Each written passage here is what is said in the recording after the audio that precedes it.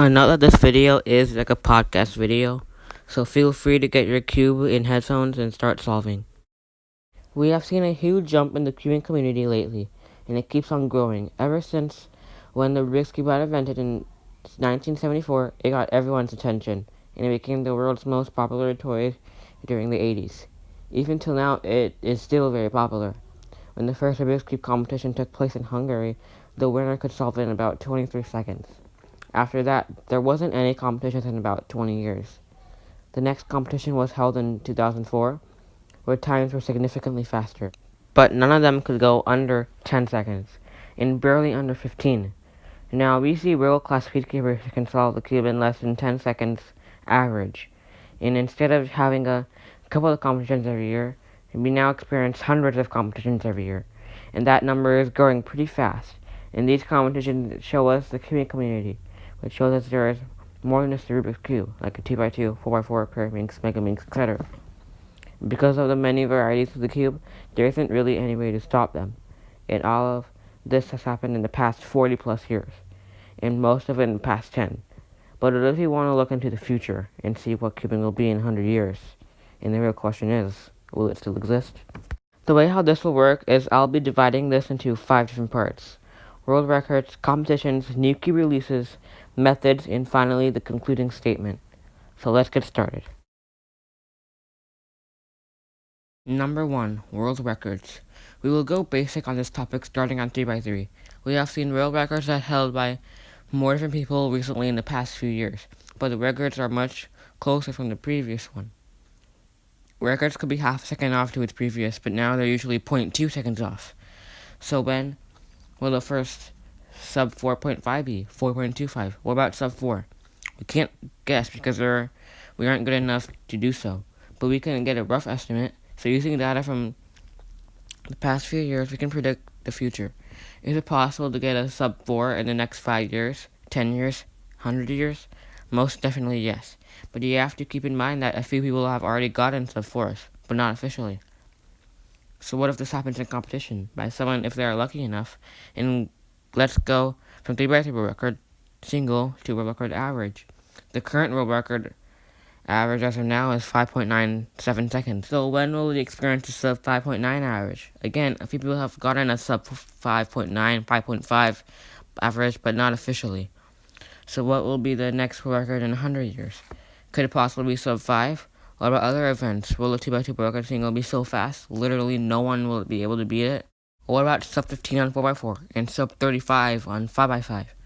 What about some events being so fast they could be removed from the WCA? Number 2. Competitions.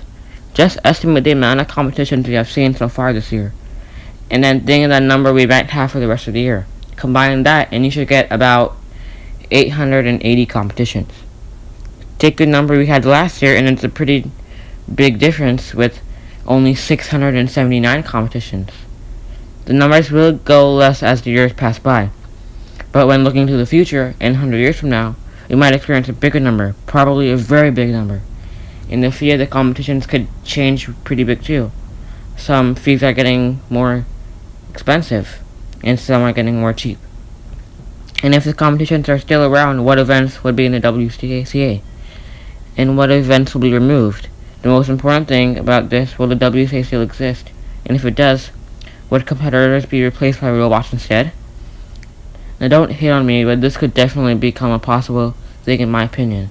There have been many rumors about sports, jobs that could be replaced by robots in only the next decade or two. And it's already happening. So could this happen to competitions? Let's hope not. Sure, most of us won't be here in 100 years. But what about our children and grandchildren? How would they experience competition should they decide to cube? Number 3. New cube releases. In just the past couple of years, the speed cubing market has shown a huge improvement in puzzles. Take the Aolong V2 for an example. This is a little bit of an older cube, though it surprised many people. It became many people's mains for months, if not years.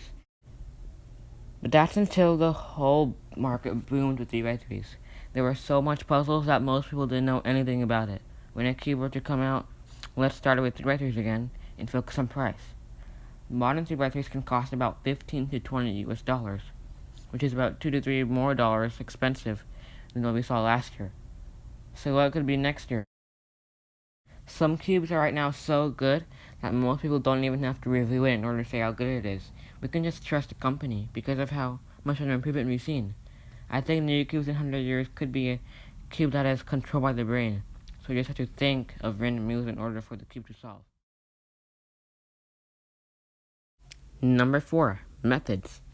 We all have known about God's number, where you can solve any combination of the Rubik's Cube in 20 moves or less. And we have had robots try to do this before, but we're not quite there yet. It can take years for us to figure this out, and some people can do it in about 25-ish moves. Well, it takes a while in order to do so. In other words, FMC. Some people have been saying we could do this in the future, but it will take a lot of time and work to do. So overall, in 100 years, cubing will change a lot, depending on your thoughts, which can change depending on your thoughts on cubing. So if you guys enjoyed the video, be sure to like the video and subscribe for more videos.